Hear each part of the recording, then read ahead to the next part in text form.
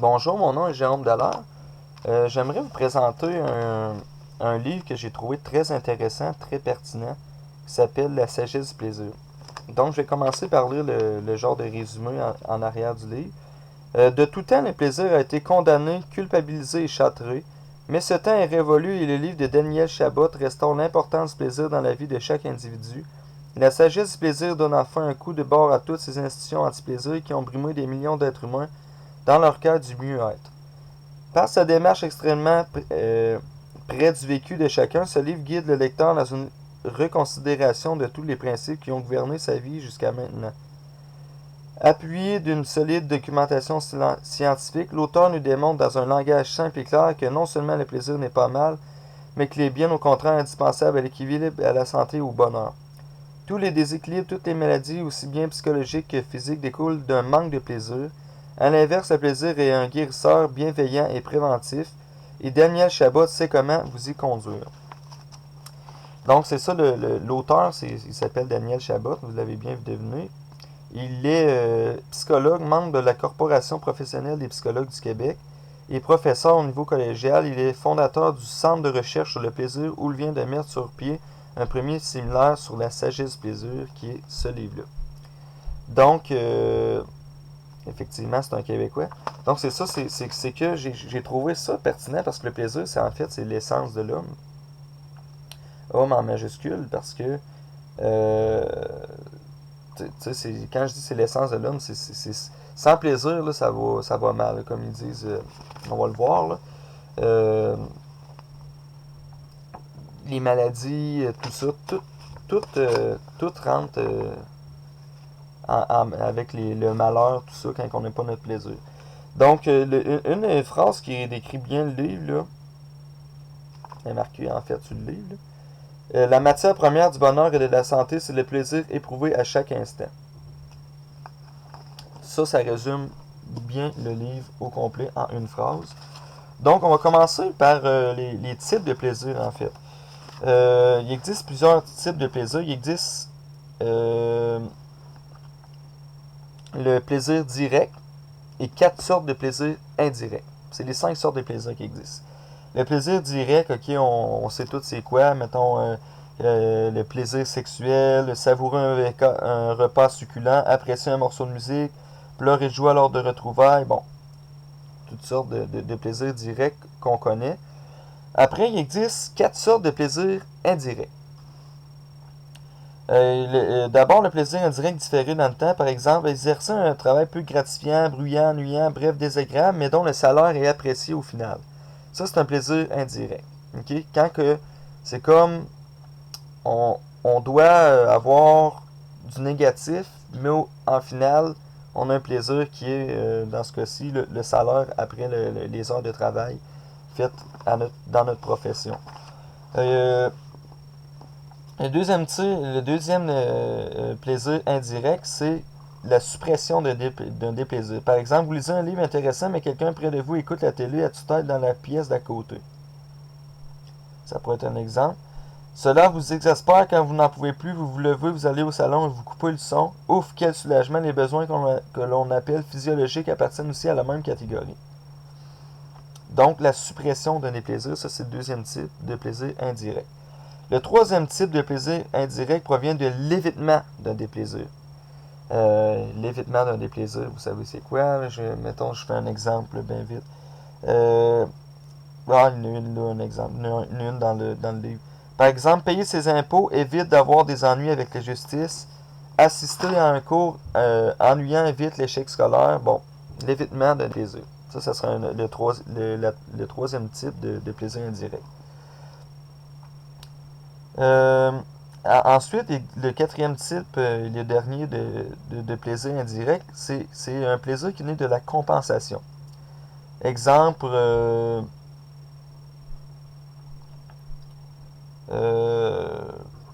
ça pourrait être par exemple, un exemple classique, la boulimie, manger lorsqu'on est frustré, qu'on s'ennuie, qu'on a une peine d'amour, etc. La toxicomanie est aussi une compensation. Le drogué ou l'alcoolique peut compenser le déplaisir vécu par le plaisir artificiel que lui donne sa drogue. Les comportements agressifs peuvent aussi s'inscrire dans ce type de plaisir indirect qui est la compensation. Ensuite, par rapport à ça, ça n'a pas vraiment rapport, en fait, avec le plaisir indirect que je viens de nommer, le quatrième plaisir. Mais il y a une phrase que j'ai trouvée très, très intéressante. Parenthèse, faire un peu de philosophie. Je me souviens plus si c'était Socrate qui avait dit ça ou Platon. Je pense que c'était Socrate. Ouais, je pense, ouais, oui, c'était Socrate. Et Socrate disait nul n'est méchant volontairement. Il disait nul n'est méchant volontairement car l'ignorance réside dans le mal. C'est-à-dire que les personnes ignorantes ne sont pas méchantes. C'est ça, les personnes ignorantes ne sont pas méchantes volontairement. Moi, je rajoute à ça une petite spécification. Je dis, quand c'est de la violence physique, par exemple, couper la gorge de quelqu'un, moi, je pense que c'est être méchant volontairement. Par contre, quand c'est au niveau social, au niveau vocal, je pense que, c'est pas un pourcentage scientifique, on va s'entendre, mais que 85% des cas, les personnes ne sont pas méchantes volontairement parce qu'ils sont ignorants. Ah, telle personne, lui, c'est un cave, c'est un crétin, il est sans dessin, mais en fait, je le connais pas vraiment. Un exemple bien banal, là, mais ça l'arrive souvent. Donc, je dis que, disons 85, dans la grande plupart, dans la grande majorité des cas, les personnes ne sont pas méchantes volontairement quand quand ils parlent dans le dos des autres ou quand ils sont finalement vocalement, socialement. Mais il y a une phrase dans ce livre-là qui dit il n'y a pas de méchants, mais il n'y a que des souffrants.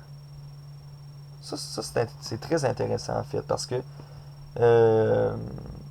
c'est sûr que moi dans ma vie, des personnes qui ont souvent été méchantes, qui ont souvent été souffrantes en fait. Bref, c'est rien qu'une petite phrase philosophique que j'avais trouvé intéressant. Ça avait probablement un lien avec justement la violence faite par le plaisir indirect de la compensation par rapport à quelqu'un qui est agressif pour se compenser en fait de son plaisir indirect. Là. Mais c'est sûr, de toute façon, je trouvais cette petite phrase-là intéressante.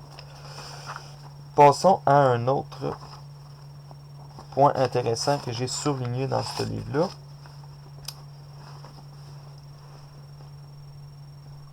Donc, par rapport aux maladies virales et au cancer, c'est un livre scientifique en passant. Là. Donc, ils disent les gens peu heureux, tristes et qui refoulent leurs émotions sont plus vulnérables aux maladies de ce genre. Très intéressant. Le vieillissement prématuré. On peut comprendre pourquoi les. Non, un peu, je commence à phrase au début. Le vieillissement n'étant rien d'autre qu'une dégénérescence cellulaire, on peut comprendre pourquoi les gens qui vivent très vieux et en bonne santé ont toujours un sens aiguisé de l'humour et prennent la vie du bon côté. Donc, c'est des gens heureux, sont susceptibles effectivement d'avoir un sens de l'humour, qui rient et qui ont une certaine facilité pour se procurer du plaisir. Donc, le plaisir aide finalement et le bonheur à vivre plus vieux. C'est ça que ça veut dire. Le stress. J'ai appris tout simplement que le stress est à l'origine de toutes les maladies. Donc ça, c'est intéressant. Je suis pas scientifique, sauf que là-dessus, le stress est à l'origine de toutes les maladies. J'ai pas assez de connaissances, mais pour ce petit point-là, je suis légèrement sceptique. Je suis sceptique. Pas légèrement, je suis sceptique. Mais ça se pourrait que ce soit vrai. Le stress, c'est pas bon pour la santé, ça c'est clair. Et ça peut apporter des maladies, mais de là de dire toutes les maladies, vous jugez par vous-même, moi j'ai des doutes. Après, un autre point intéressant, C'est ça ici.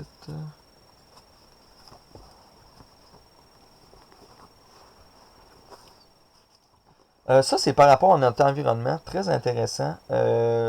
Si on a un environnement désagréable, ils disent si l'environnement est désagréable, faites comme le chat lorsqu'il n'est pas bien avec quelqu'un, fuyez, allez-vous-en, ne laissez pas votre environnement troubler votre harmonie si précieuse. Je vous donne un exemple. Euh, vous allez, un étudiant comme moi, à un travail payé au salaire minimum. Et vous n'aimez pas ce travail. Allez-vous-en et trouvez-en un autre. Quand je dis vous n'aimez pas ce travail, à la limite, vous travaillez juste pour l'argent et vous n'avez pas de plaisir à éprouver ce travail-là. Mais fuyez l'environnement, allez en prendre un autre. L'environnement, quand on a le choix, choisissez.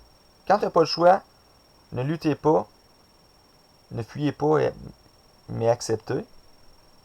Mais quand vous avez le choix, fuyez là l'environnement. Pour un exemple, comme je vous ai dit, là, c'est le salaire minimum, puis un autre travail au salaire minimum, c'est sûr, vous êtes capable d'utiliser votre jugement, mais l'environnement, là, ne devrait pas vous nourrir. Parce qu'en fait, l'être humain est quand même libre par rapport à son environnement. Tu peux aller où ce que tu veux, tu peux... c'est sûr, dans certains cas, c'est pas toujours vrai, mais tu as un certain contrôle sur l'environnement. Donc, choisis ton environnement parce qu'effectivement, c'est clair que l'environnement affecte notre bonheur. Donc, l'environnement est très important dans la vie de tous les jours. Après ça, un autre point intéressant que j'ai trouvé dans ce livre. N'oubliez jamais que vos pensées déterminent vos émotions. En dominant vos pensées, vous dominez vos émotions. Bon, ça c'est un peu du 1 plus 1 égale 2, là. Mais effectivement, la façon de penser, la pensée a beaucoup d'influence sur notre vie, tout simplement. De la même manière qu'elle a une influence sur nos émotions. Donc c'est important dans la vie de savoir bien penser. Et je dirais même une certaine optimisme qui peut être intéressante pour avoir une évolution par impulsion universelle, ou plus précisément une évolution de soi. Par exemple, je sais pas, tu es un travailleur manuel, ben à un moment donné, il faut que tu sois optimiste un peu, que tu te dises, tu sais, faut y aller, tu sais, soyez optimiste dans la vie, puis soyez positif, puis ça va vous aider à évoluer tout simplement. Donc ça, c'était tout simplement ça que j'avais à dire par rapport à ça. Que j'avais à dire. Pas que moi, c'est pas moi qui le dis, c'est le livre, là, mais je le savais déjà, là, que la pensée influence sur les émotions, sur un peu tout, je dirais. Euh, Ici, on dit le simple plaisir subjectif associé à l'effet de la méditation et de la relaxation peut guérir spontanément jusqu'à un tiers des malades, ce qui n'est pas rien. Probablement une étude scientifique.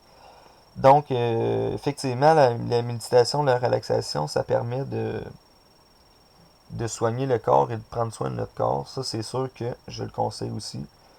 Euh, Méditation, relaxation. Je pourrais dire aussi prendre du temps de soi. Dans la vie, on est dans un système libéraliste économique dans lequel on dit que le marché doit faire la loi, que l'argent fait la loi, puis on court comme des fous. Mais il y a un moment où faut prendre du temps pour soi, puis prendre du temps pour se relaxer, méditer un peu, puis prendre le temps de vivre. Ça, c'est très important. Très important.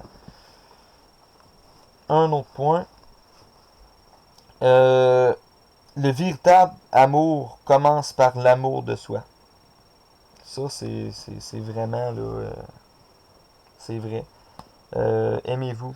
Aimez-vous, aimez votre corps physique, aimez votre corps psychique, aimez votre psychologique, aimez-vous. Ça va vous aider à aimer les autres, à être plus heureux. Parce que si vous êtes comme moi, vous pensez que le bonheur fait partie du sens de la vie, eh bien ça commence par l'amour de soi, je dirais. C'est la base quand même. très important de s'aimer. Sans être égocentrique, puis égoïste, puis narcissique, là, je dis juste s'aimer. Tout simplement, c'est très important pour le bonheur de soi et le bonheur d'autrui. Débarrassez-vous de la culpabilité inconsciente qui vient miner votre recherche de bonheur. On a souvent une culpabilité, je dirais souvent par rapport à notre passé. Sauf que rappelez-vous que le passé, on n'a aucun contrôle. Par contre, le présent et le futur, on en a. Donc, dites-vous que la culpabilité, oui, on la prend comme expérience, comme connaissance, mais c'est trop tard. Tu sais, je veux dire, contrôler le présent et éventuellement le futur. C'est ça que vous devriez faire. Donc, euh, éliminez la culpabilité et, et faites plus, je dirais, un bond des mauvaises expériences, des mauvaises connaissances pour justement monter plus haut là-dedans, puis justement s'améliorer plus dans notre vie. C'est ça que je dirais par rapport à ça. Euh, Chaque fois que vous en avez l'occasion, donnez de l'amour aux gens que vous côtoyez. Aimez les gens simplement. Intéressez-vous à eux, à ce qu'ils font, souriez-leur. Ça, c'est. Je pense que j'ai rien à rajouter là-dessus. Là. Aimer les gens, euh, très important pour le bonheur et le plaisir. Tu sais, je veux dire, il y a pas. Il y en a des personnes haïssables, mais je veux dire, la plupart du monde là, sont aimables. Là. J'ai peut-être un discours optimiste pour certains qui vont trouver ça, mais les gens sont aimables. Moi, j'aime les gens, en tout cas. J'aime l'être humain. Je suis un humaniste. L'homme est sacré pour l'homme. Et je peux vous dire que le fait que je dise que l'homme est sacré pour l'homme, puis que j'aime la plupart des autres, la très très grande plupart des autres, je dirais 95% des êtres humains, euh, c'est sûr que ça c'est merveilleux pour le bonheur. Le bonheur qui est très important. Euh, Par rapport à ça, on dit donner rend heureux, n'hésitez pas à donner de l'amour. Moi euh, je dirais que c'est vrai premièrement, mais donner de l'amour, mais pas juste de l'amour. Vous pouvez donner, soyez altruiste tout court, le plus possible. C'est prouvé scientifiquement que les altruistes sont plus susceptibles d'être heureux que les égoïstes. Parce qu'on est fait pour habiter en communauté. Aider les autres, je sais pas, juste par exemple, aider les autres financièrement ou transmettre des connaissances ou donner de l'amour aux autres, ça c'est bon aussi pour le bonheur, puis je trouve que c'est très important, puis ça fait personnellement partie de mon propre sens de la vie. Donc,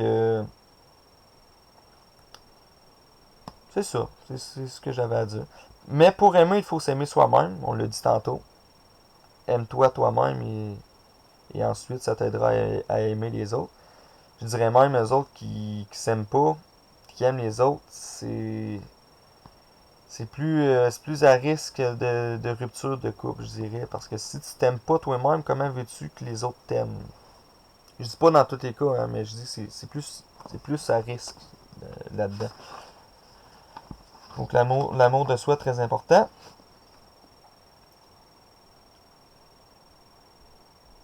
Des rapports stables avec certains groupes sociaux importants et avec l'humanité en général peuvent augmenter notre résistance à la maladie. Donc effectivement, on sait que tout simplement avoir des bons cercles sociaux, être bien entouré, avoir une bonne amitié, c'est sûr que c'est bon pour la santé parce que si on fait un peu de neurotransmetteurs, un peu de science, c'est que le fait de parler comme je fais en ce moment, ou comme on fait, surtout quand on parle avec des amis, il y a de la dopamine, un petit peu de noradrénaline qui se fait sécréter, voire un petit peu de sérotonine, donc sont, disons, les hormones du plaisir.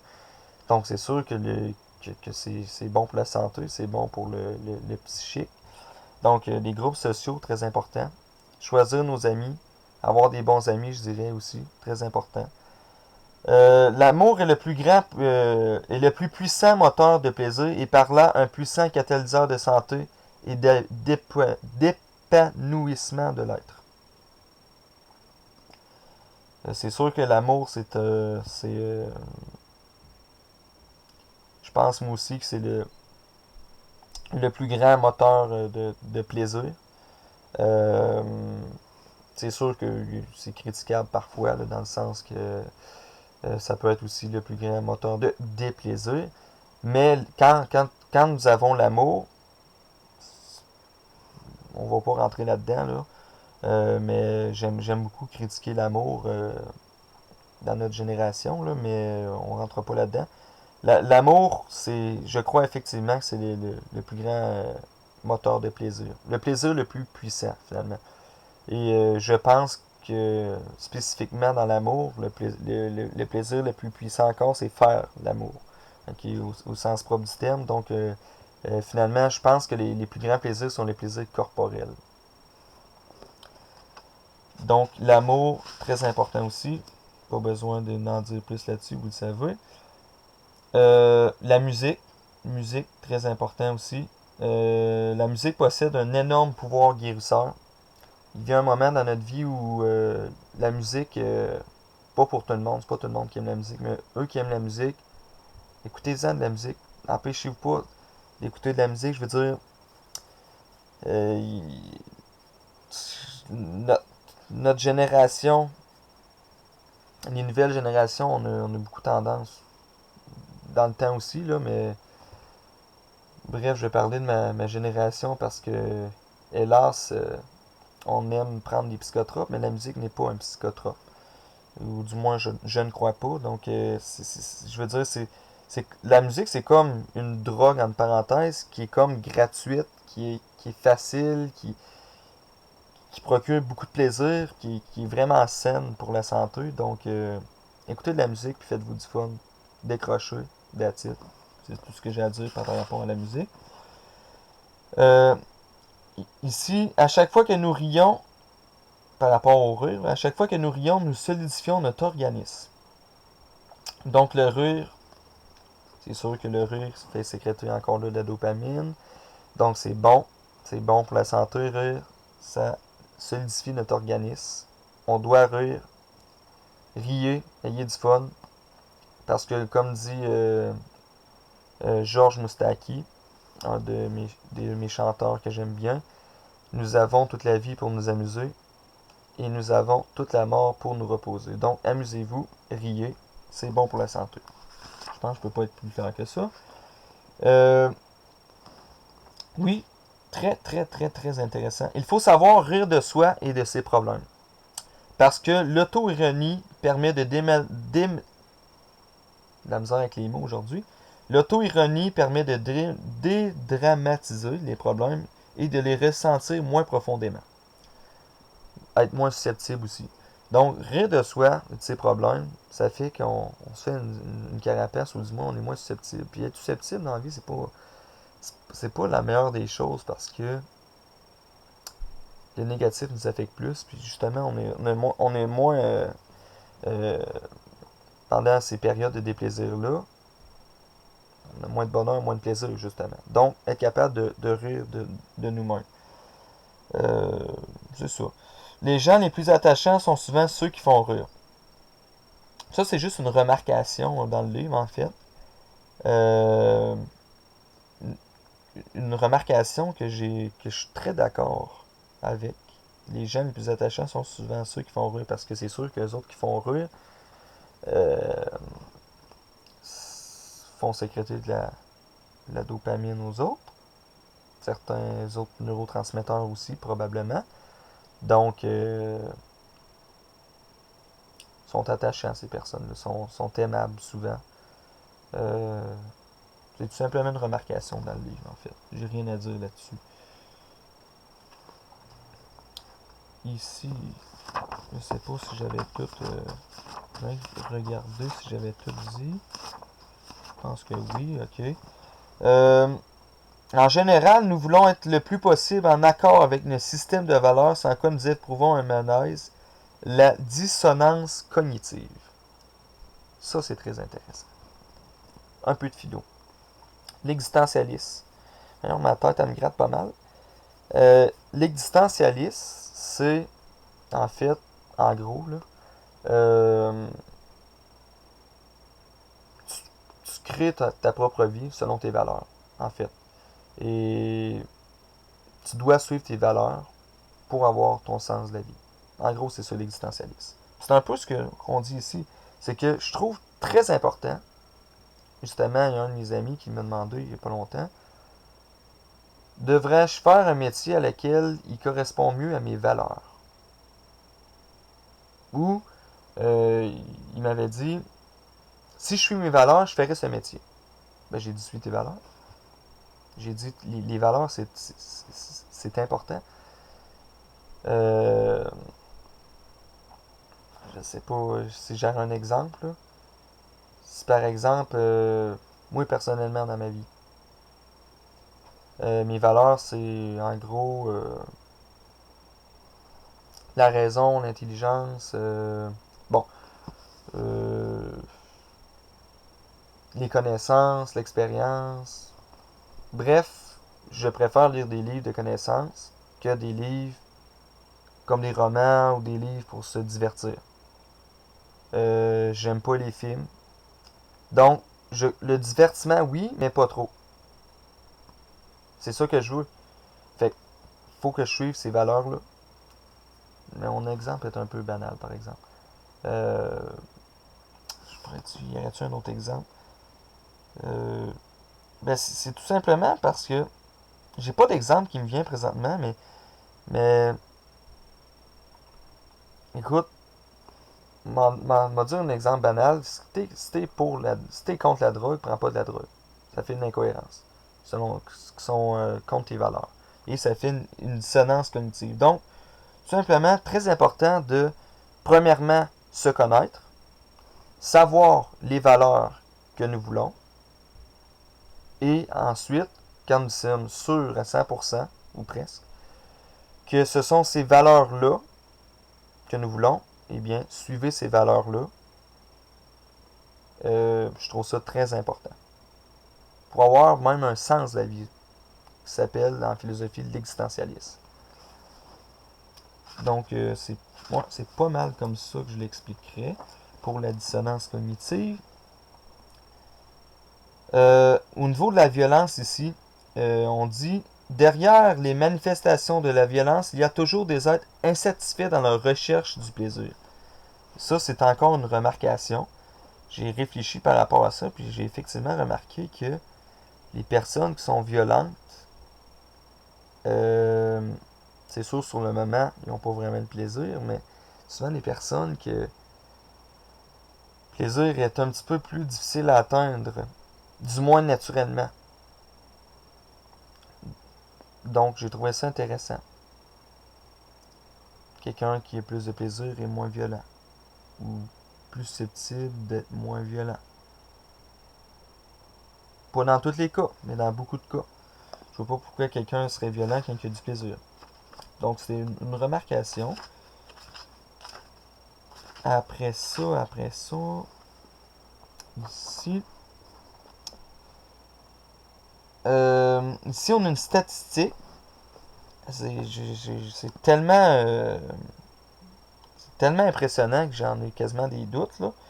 Mais ils disent 95% des cancéreux ont connu une dépression dans l'année qui précédait leur diagnostic. La dépression semble prédisposée à la maladie physique puisqu'elle conduit à une véritable autodestruction. Excusez. 15 je viens juste de manger et ça paraît. Donc je recommence la phrase. La dépression semble prédisposée à la maladie physique puisqu'elle conduit à une véritable autodestruction de l'organisme. Bon. Et on dit ici que, je vais commencer par la deuxième phrase, que la dépression autodétruit l'organisme. Ça c'est vrai, écoute, euh, quand on est dans une dépression, on manque de neurotransmetteurs et on détruit notre organisme. Ça c'est vrai aussi, que ouais, c'est complètement vrai.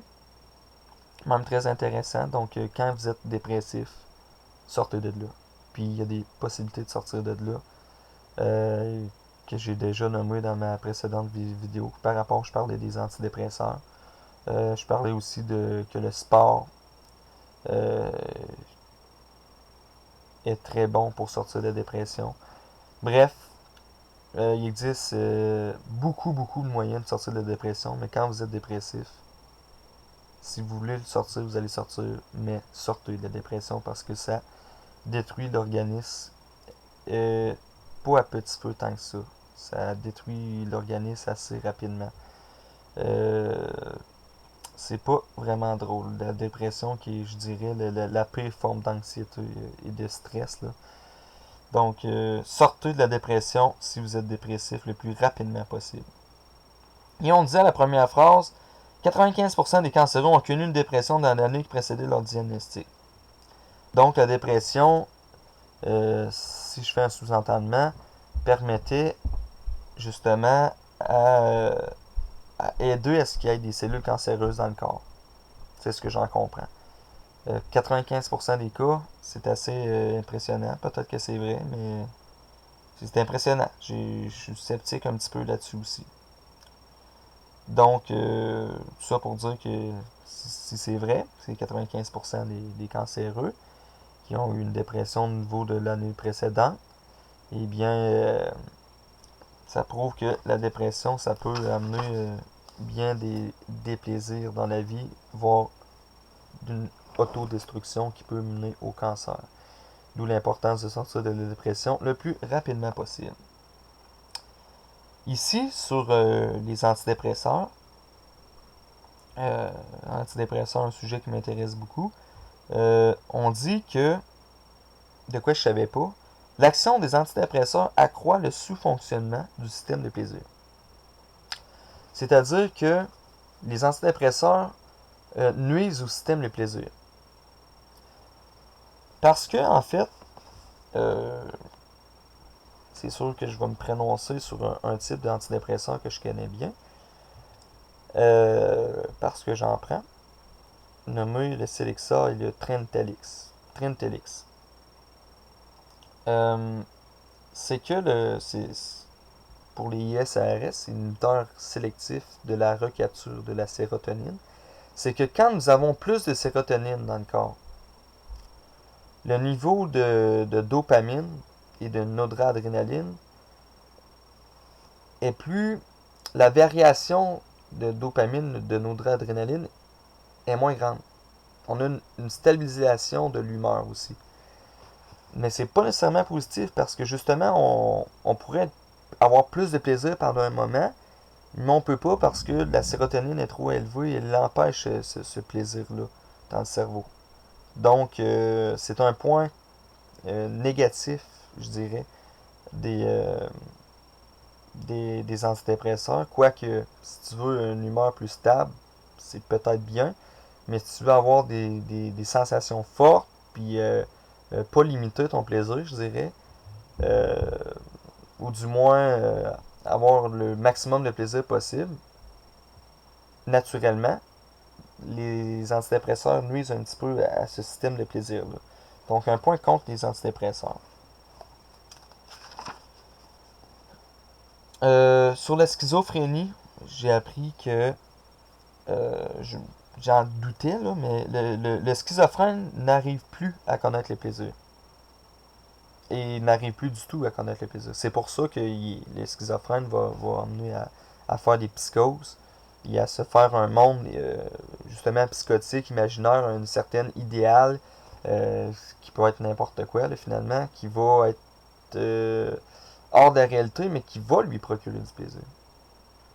Donc, c'est ça, en fait, le schizophrène.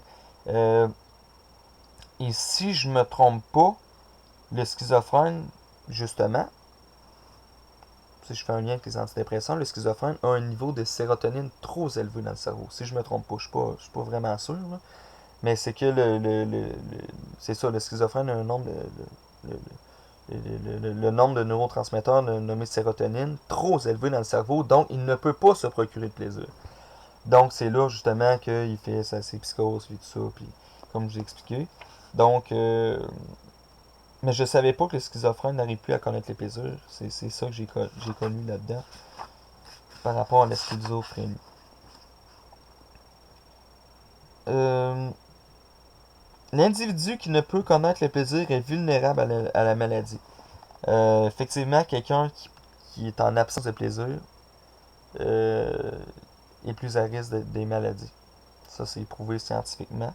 Je peux pas vous expliquer pourquoi, là. Ça doit être assez complexe. Mais c'est sûr qu'au niveau d'un manque de neurotransmetteurs, tout simplement, c'est à risque des maladies. Ça, c'est clair.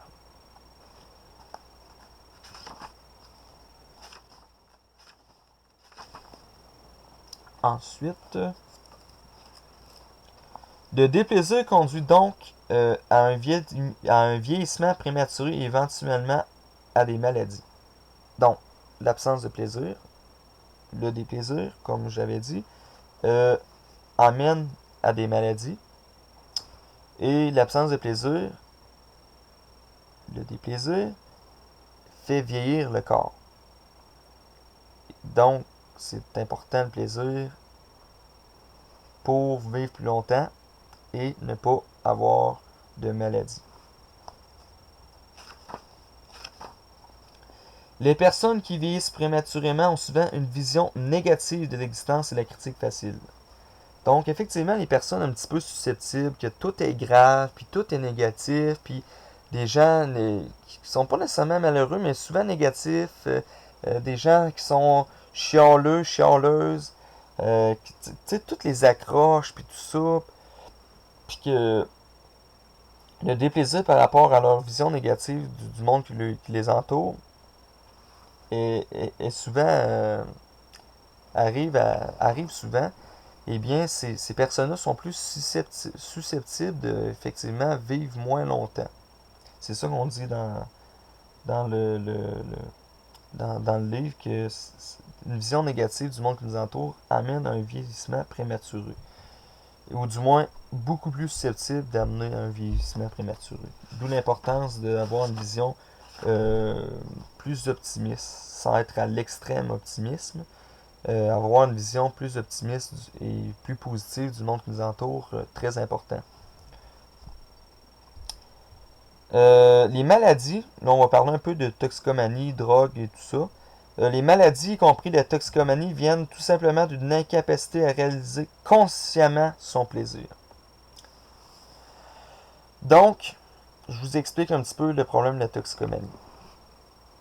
Le toxicomane, avant de l'être, est une personne qui a un petit peu plus de difficulté à se procurer du plaisir, comme dirait Épicure, naturel et nécessaire, ou du moins du plaisir naturel tout court. Comme, je sais pas, parler avec des amis, ou aller faire un jogging. Donc, ces personnes-là consomment, peu importe quel psychotrope, et consomment, et reconsomment, et reconsomment, et reconsomment. Mais ils ont du plaisir. La dopamine est là. Dépend quelle drogue que tu prends. Ça joue pas ça joue très souvent sur la dopamine, les drogues. Mais bref, tu augmentes un nombre de neurotransmetteurs seulement en prenant des substances. Nommées les drogues. Bon. Mais quand tu veux arrêter de prendre ces drogues-là, ou tout simplement quand tu arrêtes d'en prendre pendant une journée, ben, ces individus-là voient qu'ils sont encore moins capables de se procurer du plaisir naturel, du plaisir de la conscience, de la lucidité, parce qu'ils prennent de la drogue. Donc, plus tu prends de drogue, plus ton plaisir naturel, euh, ton plaisir là, sain, va être difficile à atteindre. C'est ça la toxicomanie. Donc, c'est vraiment un cercle vicieux négatif. Parce que les psychotropes amènent à la destruction de ton organisme et les psychotropes amènent à la destruction de ton système de plaisir en plus. Donc, c'est ça que ça veut dire. Donc, on dit le toxicomane est inadapté et il est incapable de se faire plaisir autrement que par les drogues. Ici, on a trois systèmes. Le système de plaisir est sollicité chaque fois que nous réalisons une action gratifiante. Ce système a la particularité de mémoriser les stratégies permettant d'obtenir la gratification, ce qui rend possible leur répétition. Après, on a le système de déplaisir. Le système de déplaisir nous avertit dès que quelque chose ne va pas, ce qui déclenche aussitôt une réaction pour faire cesser cette sensation désagréable.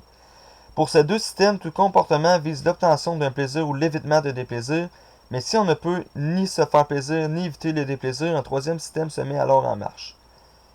Le système inhibiteur de l'action. C'est ce système-là qui se met en marche après. C'est le troisième système. Donc, le système inhibiteur de l'action nous maintient dans l'inaction, c'est-à-dire dans un état de déplaisir momentané, en attendant le plaisir qui viendra plus tard. Donc, c'est les trois systèmes de plaisir, de déplaisir et tout ça. Les systèmes inhibiteurs de l'action qui jouent dans notre cerveau. Donc, la pertinence de tout ça, c'est que, par exemple, les drogues, souvent les drogues, ce qu'ils vont faire, c'est qu'ils vont justement faire échapper au consommateur le système inhibiteur de l'action. Ce qui va faire qu'il va avoir une possibilité directe au système de plaisir. Bien entendu, c'est dommageable pour la santé. Mais au niveau du plaisir, le plaisir est bien là. Autant physiologiquement que dans nos pensées. Ici, j'ai des effets secondaires au niveau du cannabis. Qu'il y en a je savais, mais qu'il y en a je savais pas. C'est sûr que le cannabis est un sujet qui m'intéresse. C'est pas probablement. J'ai vu une affaire que c'était pas sûr, mais bref, ça reste à voir, mais il risque quand même d'avoir une légalisation de la marijuana au Canada. J'ai vu des choses là, comme quoi ça allait pas marcher ou que ça allait marcher. Mais c'est quand même probable que ça soit illégal au Canada, bref. Donc, de toute façon, je trouve ça important de savoir des informations sur le cannabis, puisque les consommateurs de cannabis sont assez nombreux et c'est tout le temps pertinent de savoir des informations sur un psychotrope que beaucoup de gens prennent. L'information comme ça, c'est pertinent quand même de savoir. Ça fait des connaissances de plus. Donc, chez le consommateur régulier de cannabis, on a plusieurs symptômes. Baisse de la motivation, nommé le syndrome amotivationnel secondaire à la consommation de cannabis. De l'apathie, confusion mentale, insomnie, instabilité affective. Une étude importante menée sur 15 années auprès de 5456 hommes a montré que les risques de schizophrénie augmentent avec la consommation de cannabis. Donc, ça ne veut pas dire que tu commences à fumer du pot, que tu vas être schizophrène. Mais, le fait que tu fumes du pot, ça fait que tu es plus à risque de l'être. C'est tout simplement ça que ça veut dire.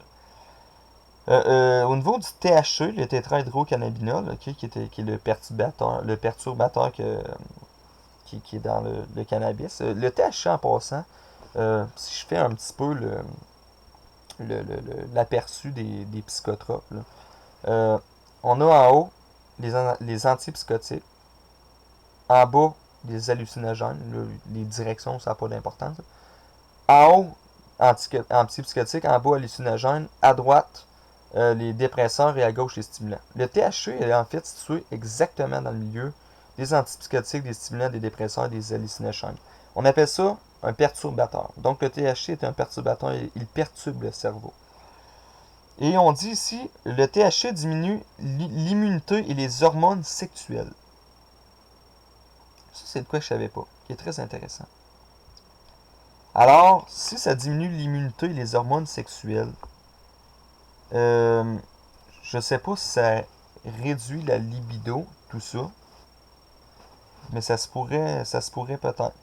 Donc, c'est un effet qui est assez néfaste pour le cannabis.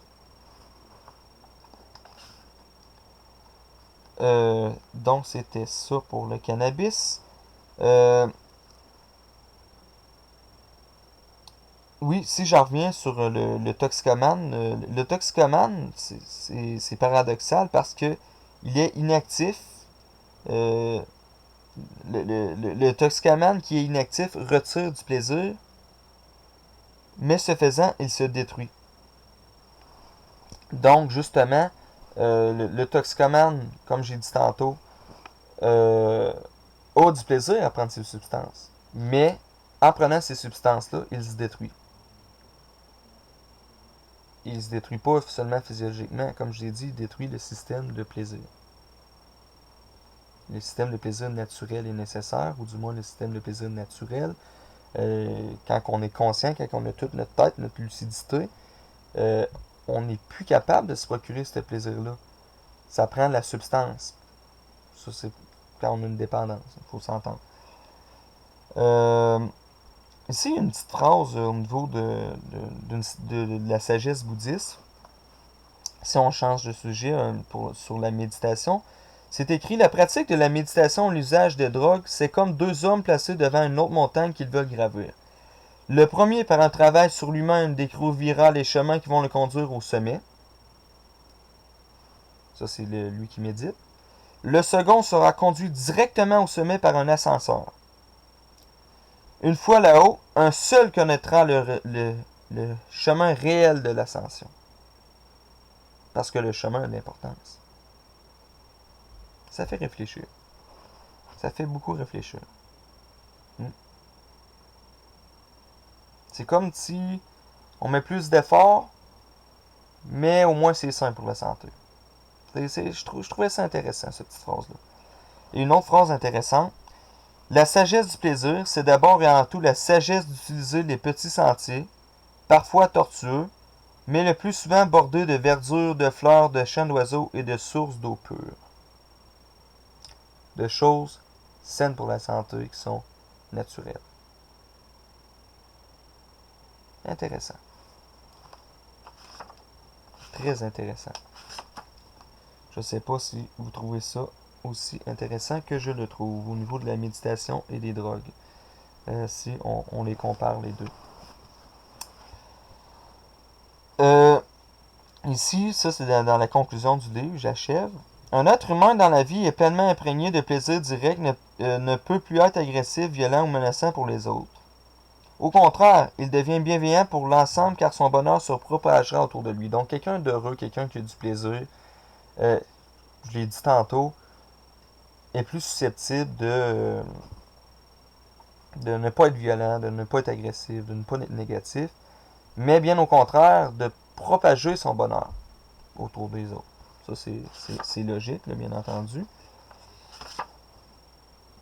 Et en passant, oui, il y a eu des explications par connaissance personnelle, mais c'est sûr que, regardez, je lis dans le livre, là, j'ai souligné, là, j'invente pas le bouton en 4 trous, je lis dans le livre, là, j'ai pas rien caché, j'aurais dû le dire au début de la vidéo, mais ça n'est pas grave. Ici, au niveau de la sérotonine, pour les gens, qui prennent des antidépresseurs, ça peut être intéressant aussi. Chez l'animal, une administration de sérotonine sur la formation réticulée l'empêche d'agir et peut provoquer le sommeil. Ça veut dire que un niveau de sérotonine légèrement plus élevé que la normale, par rapport à quelqu'un qui prend des antidépresseurs, est susceptible d'avoir moins de vigilance, avoir moins disons, de petits boosts, disons, de bon stress pour agir, et ça peut même causer le sommeil. Ça veut dire que l'antidépresseur est susceptible, ou du moins a des effets sur l'être humain qui rendent l'être humain un peu zombie. Et je parle par expérience aussi, mesdames, messieurs. Hein. Donc, un autre point contre les antidépresseurs. Je ne sais pas si vous comprenez, si j'en répète un petit peu, quand on augmente la sérotonine, ça l'empêche l'être humain d'agir, d'y aller, de foncer, à la limite d'être motivé, et ça peut même provoquer le sommeil, puis rendre l'être humain un peu zombie, et chez certains, beaucoup zombie. Si vous comprenez, quand je dis zombie, là, c'est justement ça, là, c'est de pas être capable d'agir, puis justement y aller, puis Donc, c'est ça. Fait que ça c'est pertinent parce que c'est un autre point contre les antidépresseurs que j'ai appris dans ce livre-là. Ici, on dit l'activité physique provoque des changements d'humeur positifs et réduit l'anxiété, mais provoque aussi dans le cerveau la sécrétion d'endomorphine qui joue un rôle dans le système de plaisir. Tout ceci vient appuyer l'idée que le plaisir est un excellent antidote contre l'anxiété. Donc, ce qu'on veut dire ici, c'est que l'activité physique procure des endorphines et des endodorphines qui sont effectivement la morphine naturelle du corps. Tu sais, l'effet relaxant après le sport, ça c'est sûr que c'est bon pour la santé, c'est bon pour le plaisir. C'est bon pour le système de plaisir aussi. Nul besoin de vous dire que l'activité physique est bonne pour la santé. Donc, l'activité physique est bonne pour la santé. Elle fait sécréter des endorphines, qui est la morphine naturelle, qui nous relaxe après le sport, puis qui nous permet justement d'avoir un bon système de plaisir pour, euh, au bout de la ligne, vaincre l'anxiété. Parce que si tu as plus de neurotransmetteurs que tu as un meilleur système de plaisir, bien c'est sûr que l'anxiété, la dépression, les phobies sociales, toutes ces affaires-là sont plus facilement atteignables. Donc, d'où l'importance de faire de l'activité physique. J'étais un individu qui en faisait à tous les 2 jours, au moins l'été. Et je suis un individu qui ne fait présentement dans ma vie plus aucun sport. Donc, faites ce que je dis, ne faites pas ce que je fais. Ça, c'est clair. Bref, faites de l'activité physique. Ça, je l'ai déjà dit dans le livre tantôt. Les pensées, les idées et les croyances modifient les réactions physiologiques du cerveau. Donc, votre façon de penser influence aussi sur votre plaisir, votre bonheur. D'où l'importance de penser avec un sens critique, avec un jugement, avec une rationalité et avec un certain optimisme pour pouvoir évoluer et arrêter de bloquer notre mental dans le négativisme. Okay? Donc, utiliser notre pensée pour nous aider, en fait. Pour mettre mettez votre pensée, votre cerveau de votre côté. Parce que la pensée a beaucoup d'influence. Ici, on dit tout simplement qu'une faible quantité de sérotonine dans le cerveau suffit à provoquer un état dépressif. Ça, c'est clair. Que la dépression, c'est un manque de sérotonine. Euh, Surtout de sérotonine, qui fait que tu es dépressif, mais aussi un manque de dopamine et de noradrénaline. Donc, un manque d'hormones du plaisir et un manque d'hormones euh, d'antidépré d'anti pas d'anti de neurotransmetteurs. Donc la dépression, c'est que tu manques de neurotransmetteurs en fait. Surtout la sérotonine, parce que c'est la sérotonine qui nous permet justement de ne pas être stressé, de ne pas être anxieux, tout ça. Donc, c'est tout simplement ça. C'était pour justifier qu'est-ce qui faisait qui nous rendait dans un état dépressif. C'est le manque de sérotonine, entre autres. Euh, c'est c'est pas mal ça. Les médicaments antidépresseurs comme la minaprine et des drogues comme le cannabis diminuent l'activité de l'acétylcholine et augmentent le taux de noradrénaline. Je ne sais pas si je disais bien ce neurotransmetteur-là. Noradrénaline. C'est plus noradrénaline en fait que je voulais dire tantôt. Ou peut-être qu'il existe quand même, mais je suis pas sûr. Bref, et il augmente le taux de noradrénaline et de dopamine dans les récepteurs synaptiques. L'efficacité de ces thérapies se mesure à leur capacité de neutraliser le système inhibiteur de l'action, ce qui laisse le champ libre au système de plaisir. L'antidépresseur minaprine, je sais pas c'est quel, mais d'après moi, c'est pas un inhibiteur sélectif de la recapture de la sérotonine. Là. Euh, mais bref, le pinaprine et le cannabis permet, comme j'ai dit tantôt, de neutraliser le système immunitaire de l'action justement pour pouvoir aller directement dans les effets positifs du système de plaisir. C'est sûr que c'est des psychotropes, donc des drogues. c'est sûr qu'il y a des légers dommages à ça. Mais c'est le fonctionnement, en fait, de, de, de cet antidépresseur-là, du cannabis. Je trouvais ça quand même pertinent de savoir un peu comment ça marche. Ici, dépression, système de plaisir. Je l'ai dit tantôt, c'est sûr que le dépressif a moins de noradrénaline et de dopamine par rapport aux gens normaux et de sérotonine, comme j'ai dit tantôt. Ça, c'est les neurotransmetteurs qui manquent dans l'état dépressif d'un être humain. Les systèmes de plaisir et d'activation ne fonctionnent plus chez les sujets dépressifs, d'où leur tristesse, leur mélancolie ou leur apathie. Donc, justement, il y a moins de neurotransmetteurs dans le cerveau. Donc, s'il y a moins de neurotransmetteurs dans le cerveau, le système de plaisir est inactif ou du moins beaucoup moins actif. Donc, comment veux-tu quelqu'un justement ait du plaisir? Il n'en a pas. Donc, il est dépressif, il est mélancolique, il fait de l'apathie. Donc, c'est ce qui explique la dépression.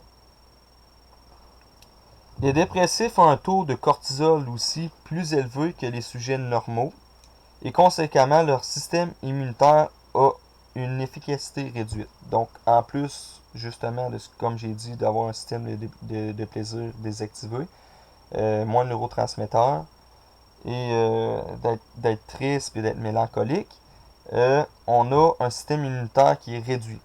Donc, la dépression, c'est vraiment destructeur pour l'organisme. D'autres effets néfastes de dépression.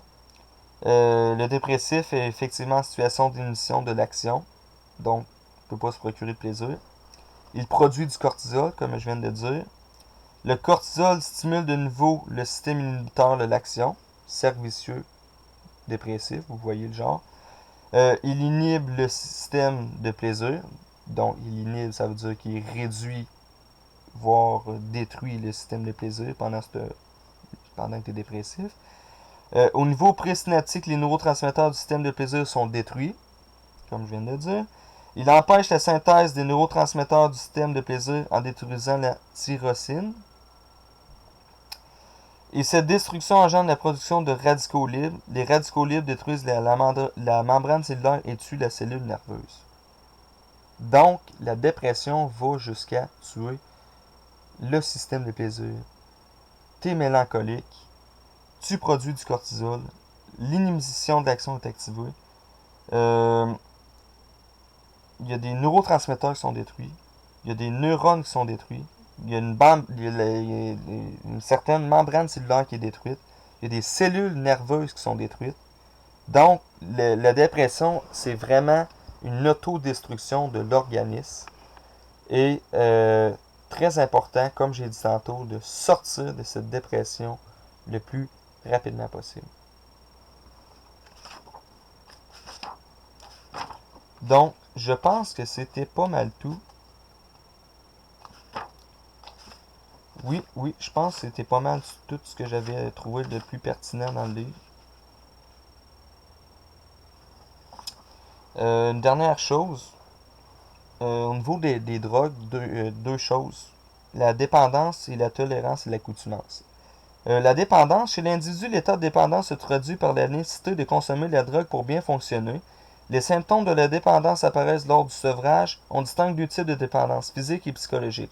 La dépendance physique concerne le fonctionnement de l'organisme, des organes et des systèmes. L'organisme fonctionne mal sous la présence de la substance. En état de manque, l'individu peut même ressentir des douleurs physiques. La dépendance psychologique est d'ordre affectif. L'individu affirme avoir beaucoup besoin de la substance dans la vie de tous les jours et se sent mal quand il en est privé. Comme j'ai affirmé tantôt, il ne peut plus ou difficilement se procurer son plaisir naturel. Donc, le besoin de cette substance à laquelle il détruit. Donc, la dépendance d'un psychotrope, c'est un cercle vicieux de destruction, tout comme la dépression. C'est sûr que des drogues sont moins pires, il y a des drogues qui sont pires. Bon, il y a des dépressions qui sont un petit peu pires que d'autres aussi, sûr, mais c'est la destruction de l'organisme par cercle vicieux. Au niveau de la tolérance et de l'accoutumance au niveau des drogues, La tolérance est la résistance de l'organisme, précisément de la cellule à la drogue. L'individu doit prendre une dose plus importante pour obtenir les effets ressentis initialement. La tolérance s'établit par un processus d'accoutumance selon lequel l'organisme tolère de mieux en mieux l'agent extérieur. Certaines drogues peuvent produire une tolérance inversée. L'effet de la drogue augmente avec l'usage. Donc c'est sûr que ça c'est juste comme information. Mais on vient tolérant certaines drogues, donc ça en prend plus, d'où encore plus grand le cercle vicieux. Le cercle vicieux augmente donc encore plus parce que ça en prend plus grande quantité, donc tu te détruis encore plus, mais tu t'es encore plus tolérant. Mais si tu es plus tolérant, ben fois c'est parce que tu te détruis justement, puis tu te détruis. Donc voilà les effets de la drogue. Euh, donc, c'est ça. Vous avez vu que c'est sûr que le système de plaisir joue avec les drogues. Donc, j'espère que vous avez trouvé ça intéressant. Je sais que c'était quand même 1 heure. Euh, donc, j'aimerais vous rappeler que, premièrement, soyez heureux. Deuxièmement, ayez du plaisir. Parce que c'est l'essence de l'homme. Le plaisir est l'essence de l'homme. Et rappelez-vous la grande phrase du livre, que la matière première du bonheur et de la santé, c'est le plaisir éprouvé à chaque instant. Donc, si vous voulez être en santé et être heureux, vous devez avoir du plaisir. Et vous savez comment avoir ce plaisir. Donc, euh, arrangez-vous dans votre vie pour prendre soin de vous et avoir ce plaisir parce qu'il est très important. Et je vous propose même une vision hédoniste euh, au niveau philosophique pour vivre votre existence. Donc, je voulais vous présenter ça parce que je trouve que le plaisir est extrêmement important. Et il est effectivement pour la 5e fois l'essence de l'homme. Donc, je trouve ça pertinent. Et je vous remercie, mesdames, messieurs, de m'avoir écouté pour ceux qui m'ont écouté. J'espère que vous trouvez le plaisir aussi important que moi. Bonne journée à tous.